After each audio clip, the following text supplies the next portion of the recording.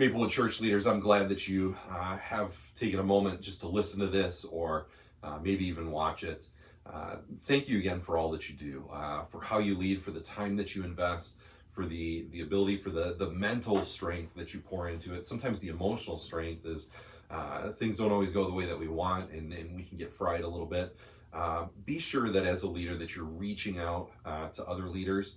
You're reaching out to me, the elders, the deacons, someone else in the ministry that you're in, to be encouraged, to be helped.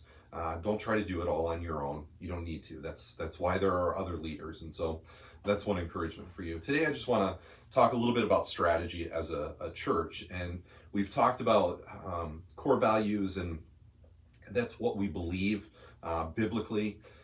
We've talked about mission and vision, and that's really the why behind everything that we do.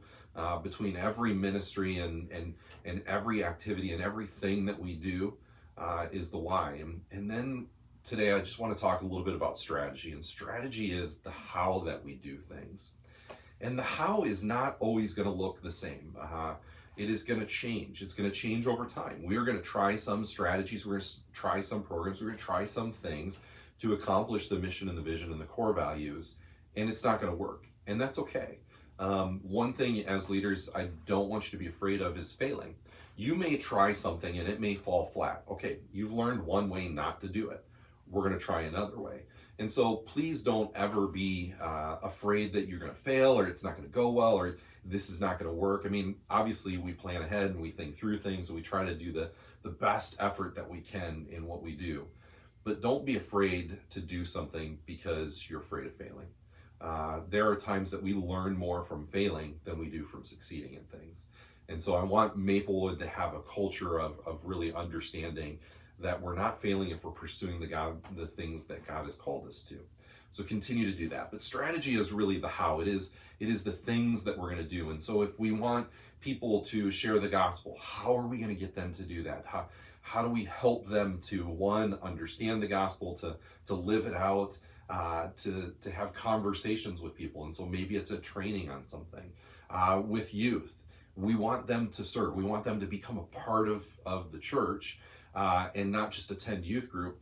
That means getting them integrated. The strategy is getting them integrated into the church and serving side by side by other people and giving them responsibility and authority to serve and lead in areas, whether in the youth group or in other areas, helping out with different things. And so we want to strengthen and empower the youth, the younger people in our church, give them opportunities to lead and to use the giftedness that God has given them.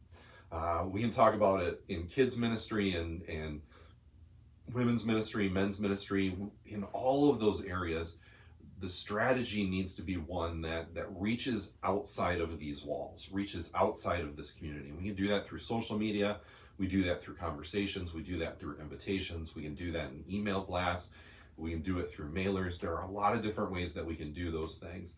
But the best is always word of mouth. And so get people in your ministry talking about what's going on and what God is doing. And so strategy for Maplewood is about pursuing and doing the things that God has called us to. Being faithful in the core values, being faithful in the mission, being faithful in striving to accomplish the vision. And so strategies are going to look different in some of the ministries, but they're going to work together as a whole as the church. And that's one of the roles of the elders and myself, is that we're all headed in the same direction when it comes to strategy, that we're all headed in the same direction when it comes to values, mission, and core values. And so I hope this is beneficial for you. I hope it challenges you a little bit.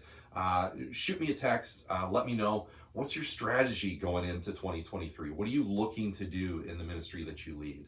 What are you hoping that God would do as you lead that ministry? And so let me know. God bless and have a wonderful week.